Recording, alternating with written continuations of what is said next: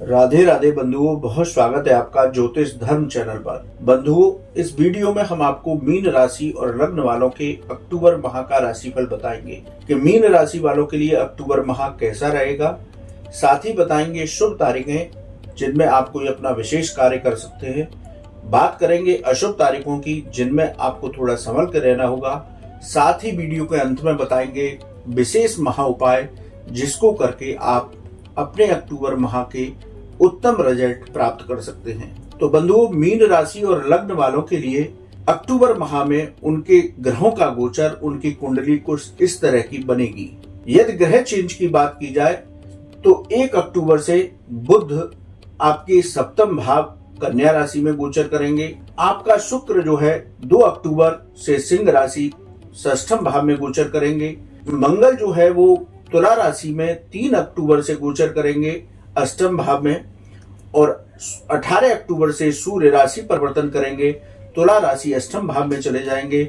वहीं 19 अक्टूबर को बुध भी राशि परिवर्तन करके तुला राशि अष्टम भाव में चले जाएंगे। राहु केतु भी इस 30 अक्टूबर को अपना राशि परिवर्तन करेंगे।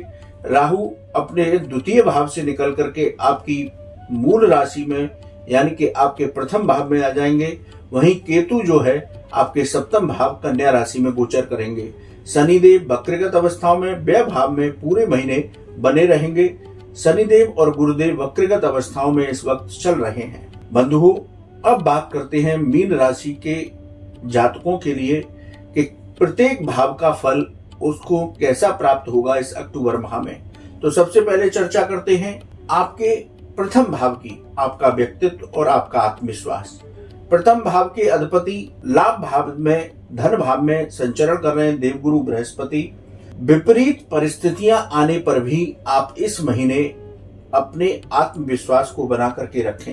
कोई भी परिवर्तन इस महीने मीन राशि के लोग करने जा रहे हैं तो सोच समझ करके निर्णय लें। अति आत्मविश्वास में कोई भी कार्य न करें, किसी कार्य में कोई जल्दबाजी भी ना करें। नौकरी में परिवर्तन बहुत सोच विचार करके करें। व्यापार में कोई निर्णय लेने जा रहे हैं उसमें भी कोई जल्दबाजी ना करें। धन आगमन में आपकी स्थिरता बनी रहेगी, यानी कि धन से आपको कोई भी दिक्कत होने वाली इस महीने नहीं है।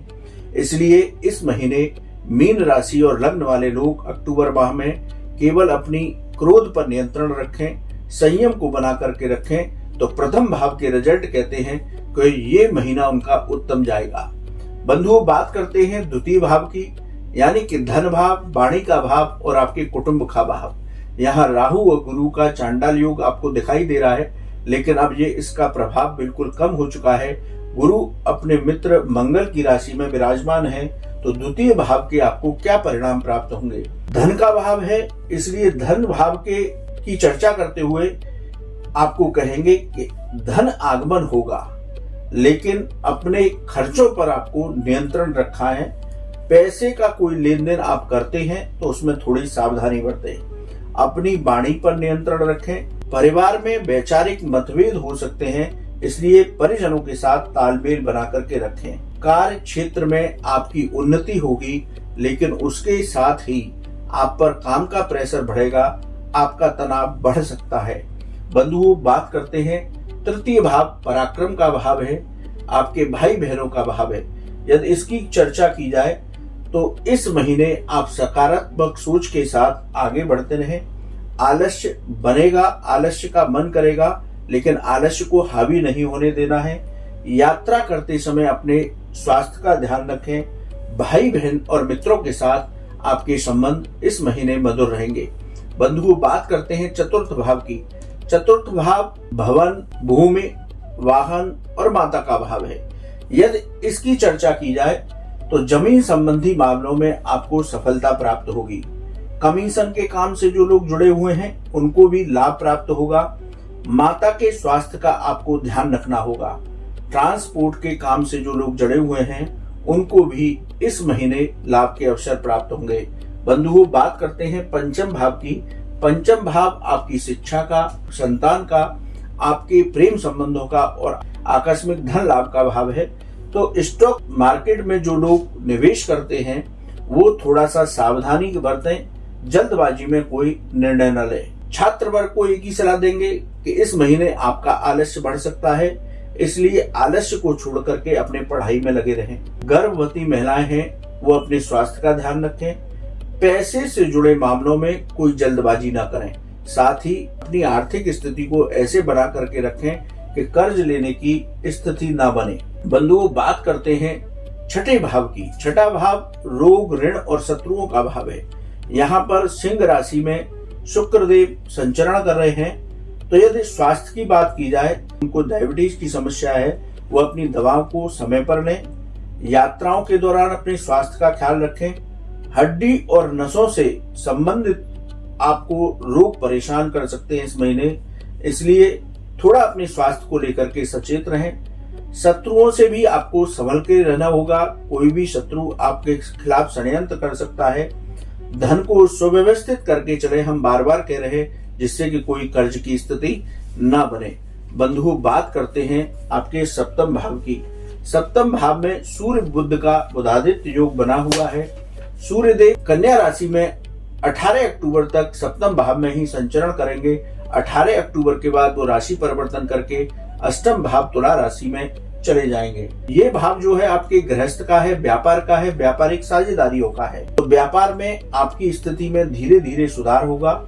आर्थिक पक्ष भी आपका धीरे धीरे मजबूत होगा। व्यापार में स्वयं को ध्यान देने की जरूरत है।